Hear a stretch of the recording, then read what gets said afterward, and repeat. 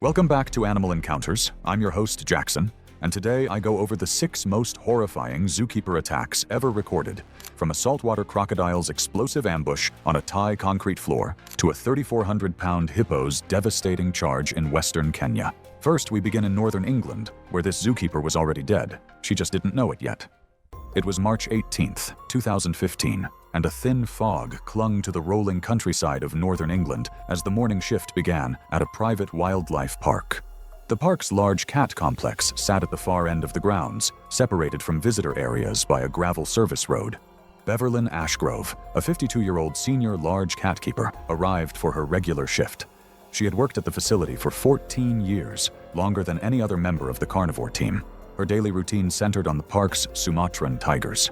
Colleagues described her as meticulous and deeply committed to the welfare of the cats in her care. The wildlife park housed 3 Sumatran tigers across interconnected enclosures, outdoor paddocks linked to indoor dens by transfer corridors, all managed through hydraulic sliding gates. The facility used a traffic light indicator panel at each keeper access point. Green meant the corresponding gate was closed. Red meant the gate was open and the enclosure was live. The system monitored gate position only. It did not track where the animals actually were. That's the detail that sits with me. Green didn't mean safe. It meant a gate was shut. And somewhere along the way, every keeper on staff started reading those 2 things as the same. That morning, Beverlyn was scheduled to place enrichment feed in the main outdoor paddock before the park opened. Standard lockout/tagout protocol required 2 steps before entry: check the indicator panel and visually confirm the tiger's location through a viewing panel set into the wall of the indoor den. The protocol also included a secondary physical check, rattling the transfer corridor gate to confirm it was latched. Over the years, this secondary step had become inconsistently enforced. Most keepers checked the light and glanced through the panel. If both looked right, they went in. On this morning, the indicator panel showed green. The den gate was closed, but the tiger had never passed through it. At some point after the previous evening's lockdown, the tiger had settled in the transfer corridor, a narrow passage connecting the den to the outdoor paddock. The transfer corridor gate leading to the paddock sat slightly ajar, not fully secured during the previous shift. The gap was enough for the tiger to pass through, but not obvious from the keeper access point on the opposite side of the enclosure. The part that I keep turning over is the green light. It wasn't malfunctioning. It wasn't broken. It was telling the truth about the gate and lying about the animal. And everyone had been trained on the difference, but had long stopped treating it as something that could actually get them killed. Beverlyn checked the indicator. Green. She glanced through the viewing panel into the dim interior of the den. No movement visible. She unlocked the keeper access door and stepped into the outdoor paddock carrying a feed bucket. Sumatran tigers are the smallest surviving subspecies, but adult males still reach weights often between 220 and 300 pounds. Their hunting strategy relies on stealth and explosive acceleration, typically attacking from behind to target the neck and skull. In captive settings, tigers involved in fatal keeper attacks have consistently displayed this rear ambush pattern. A tiger's bite force exceeds 1,050 pounds per square inch, capable of crushing or dislocating cervical vertebrae in a single sustained bite. The tiger had already moved through the ajar transfer corridor gate and into the paddock. He was positioned in the enclosure before Beverlyn entered, not charging through a gate, not reacting to her presence from a distance. He was simply already there, quiet and unseen, in a space she believed was empty. According to the scene reconstruction, the tiger approached from behind as Beverlyn moved toward the enrichment station near the center of the paddock. She likely would not have heard him on the soft ground. The attack was consistent with documented tiger behavior, a rear ambush targeting the back of the neck. The bite delivered crushing force to the cervical spine and surrounding airway, causing rapid incapacitation through a combination of spinal trauma and airway compression. The tiger disengaged after a short period, lingered near the body briefly, then moved toward the far end of the paddock, where it was later found resting. Colm Drennan, a 34-year-old junior keeper, arrived for his overlapping shift approximately 20 minutes later. No immediate radio check-in was scheduled between shifts. He checked the indicator panel, still green, but noticed the transfer corridor gate sitting ajar through the mesh partition. He triggered the facility's emergency lockdown protocol immediately. Beverlyn was found in the paddock. Emergency services confirmed death at the scene. 20 minutes. That's how long she was alone in that paddock before anyone knew. And the light was still green when Colm walked in. If he hadn't noticed the gate, I don't know how long it would have stayed that way. The investigation determined that the indicator system had functioned correctly. The den gate was closed, and the panel reflected that. But the system was never designed to confirm the tiger's physical location, only gait status. This distinction was addressed in training documentation, but had been normalized into routine over years of uneventful operation. The facility was cited for inadequate lockout/tagout enforcement and misleading safety infrastructure. A green light, a dim viewing panel, and a gate that sat just barely open. That's all it took. I've read dozens of these incidents, and the thing that unites them isn't dramatic failure. It's everything looking normal right up until it isn't. But the next story shook me for a different reason, because in South Africa, the failure wasn't mechanical at all. It was trust. It was July 6th, 2017, and the dry winter air hung still over the rural Lowveld of South Africa's Limpopo province. The wildlife sanctuary sat along a seasonal riverbed that had been reduced to cracked mud and scattered puddles, its sparse bushveld surroundings brown and dormant under the cloudless sky. Tebogo Malaudzi, a 45-year-old head elephant keeper, began his rounds as the sun climbed above the tree line. He had worked at the facility for 18 years, managing a small group of rescued elephants that had been relocated from culling operations and failed private collections. Tebogo knew each animal by temperament, habit, and history. His reputation among staff was built on an unshakable calm that the elephants seemed to respond to. The sanctuary operated under a nominal protected contact model. Keepers interacted with elephants through barriers, never sharing open space. In practice, the facility's aging infrastructure made strict adherence difficult. The bull management area lacked a proper isolation pen, rated for must-phase animals.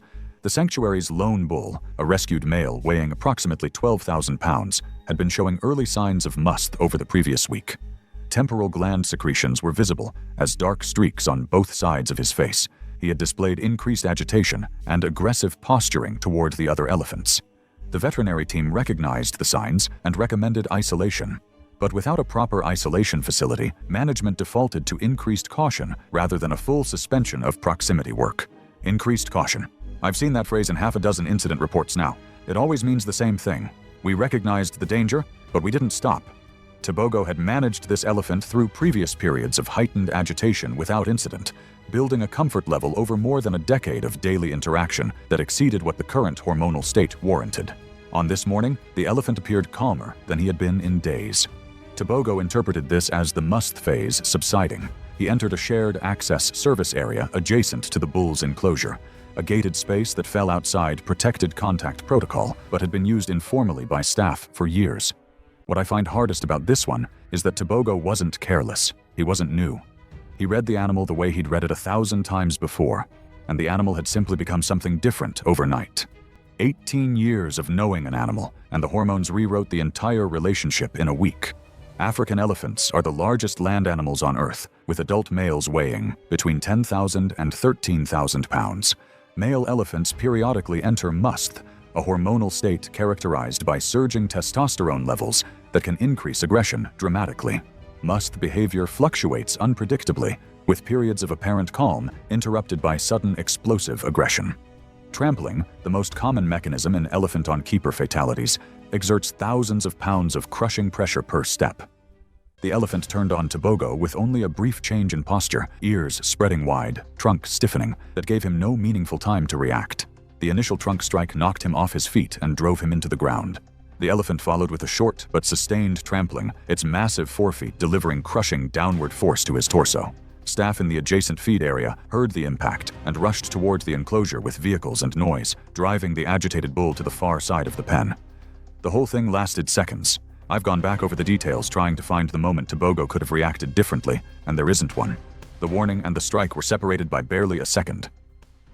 Tebogo was found with catastrophic crushing injuries and pronounced dead before medical transport arrived.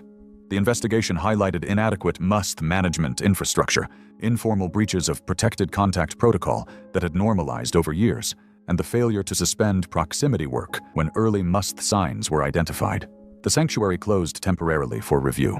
18 years of trust erased in a hormonal shift that the keeper saw coming, but couldn't bring himself to treat as a real threat. I keep thinking about how familiarity becomes its own kind of danger. But the next story unsettled me in a completely different way, because in Germany, the threat wasn't visible at all. It was sitting in a concrete alcove, in a room a keeper had every reason to believe was empty. It was October 11th, 2016, and a low, overcast sky pressed down on a municipal zoo in northern Germany. The temperature had dropped sharply overnight, leaving condensation on the concrete walls of the zoo's older enclosures. Hartwin Felgentreff, a 38-year-old carnivore section keeper, clocked in for his regular shift. He had worked at the zoo for 7 years, spending most of that time managing the facility's polar bear enclosure, a concrete complex originally constructed in the 1970s that had been only partially modernized in the decades since. The polar bear house operated with manual shift gates and a radio-based confirmation system. Morning protocol required the first keeper to shift the bear from its indoor holding area into the outdoor exhibit, visually confirm the animal was outside, secure the shift gate, and radio the second keeper to enter the indoor space for cleaning and feed preparation. On this morning, the second keeper on shift, stationed at the outdoor exhibit, successfully shifted the bear outside and locked the shift gate. He radioed Hartwin to confirm the indoor area was clear.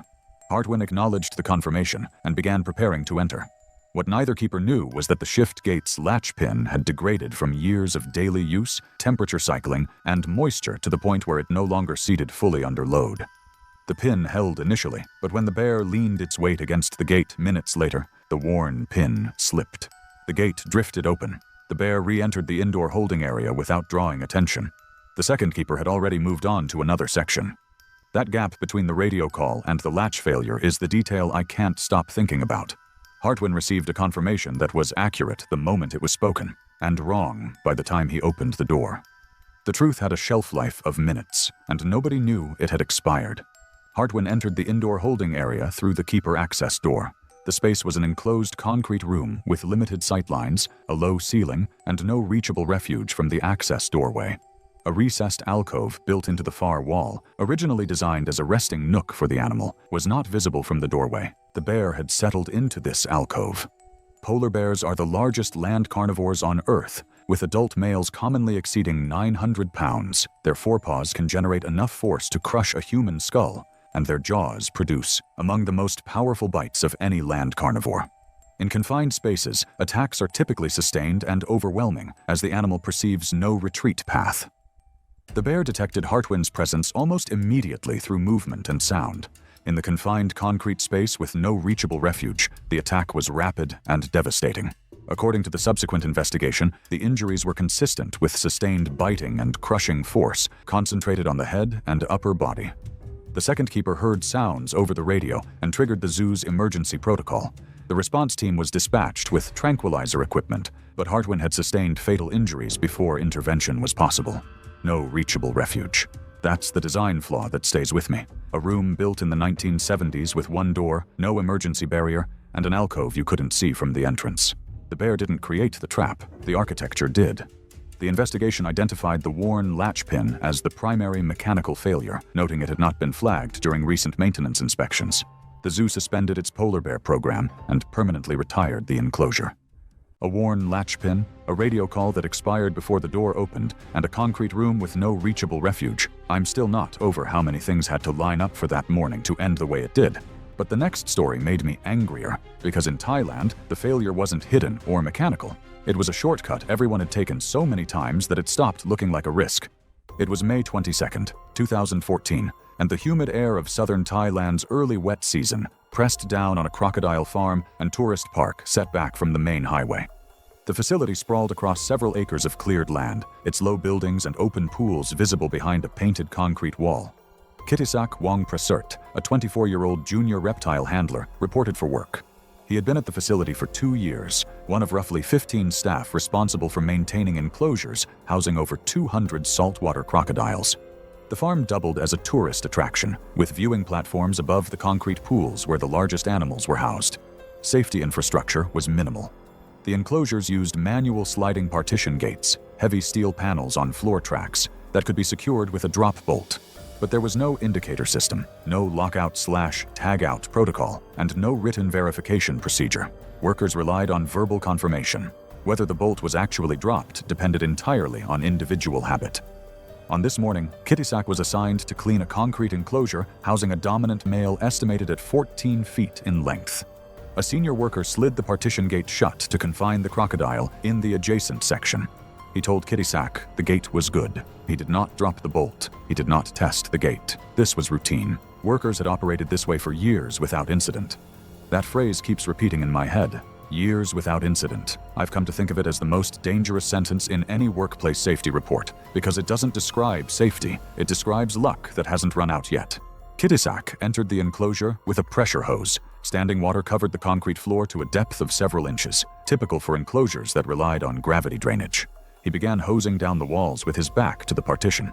Saltwater crocodiles are the largest living reptiles, with dominant males regularly exceeding 14 feet and weighing over 1,000 pounds. They possess the most powerful bite of any living animal, generating pressures exceeding 3,700 pounds per square inch. Their attack relies on explosive acceleration from a stationary position, followed by a clamping bite and drag into water. The crocodile pushed against the unsecured partition, a behavior consistent with how crocodiles routinely test barriers in their enclosures. The gate slid open along its track.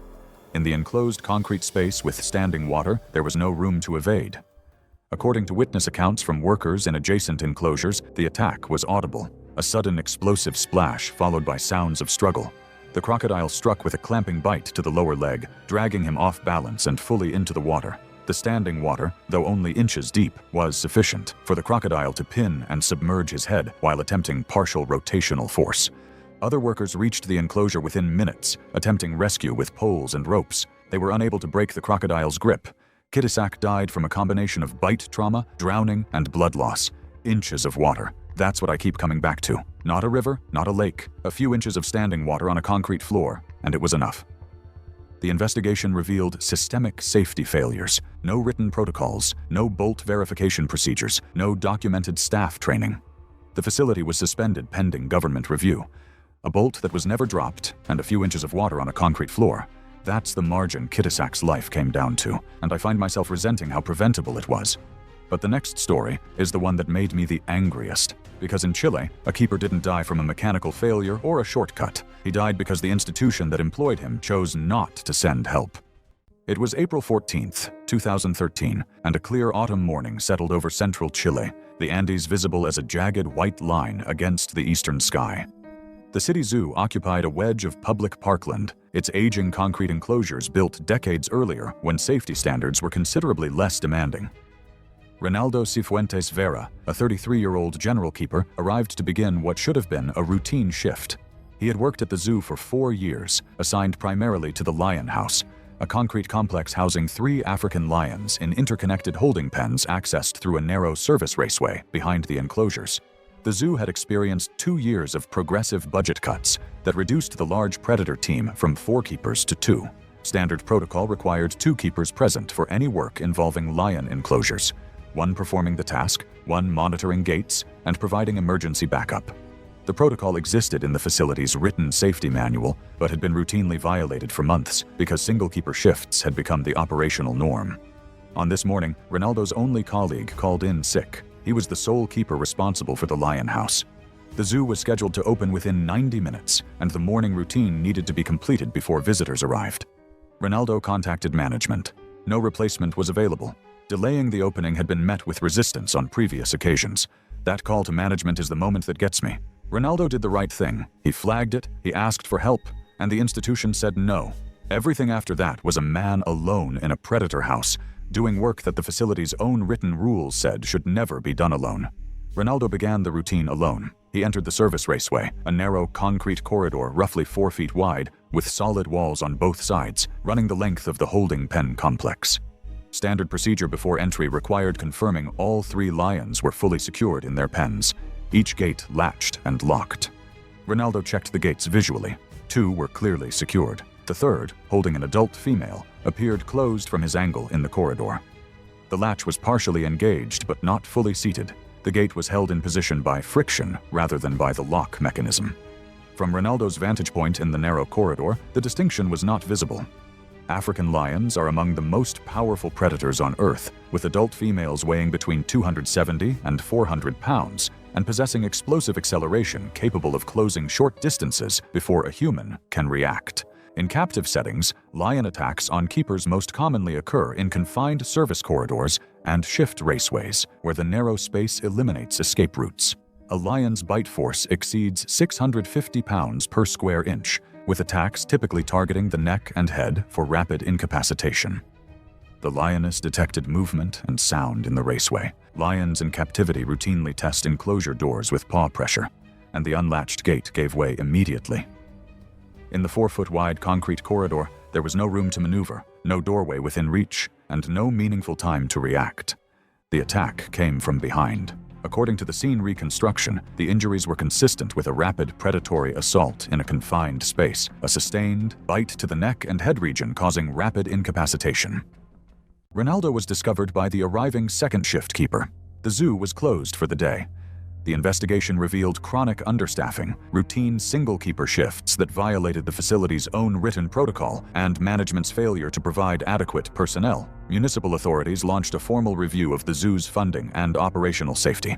The lioness was tranquilized and returned to her pen unharmed.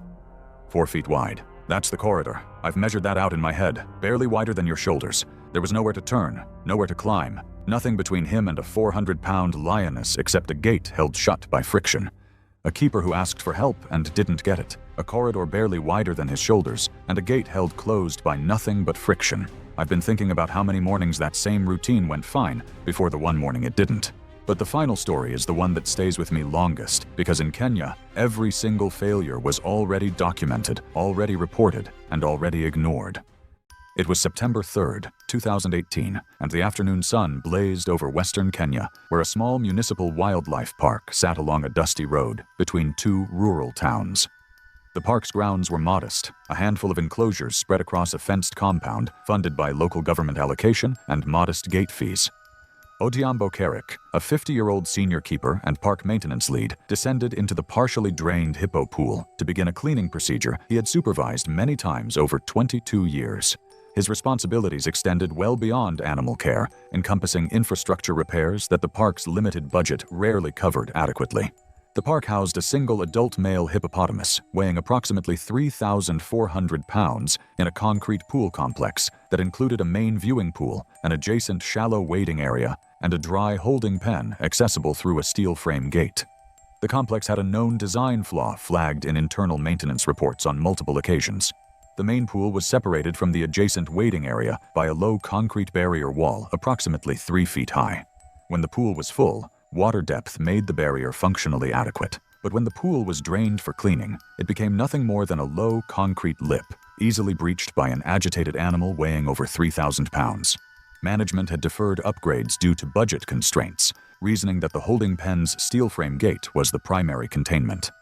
3 feet. That's the barrier between a drained pool and a 3,400-pound hippo. I've stood next to walls that height. They come up to my waist. The reports flagged it. Management read the reports. And every time, the answer was that the main gate would hold.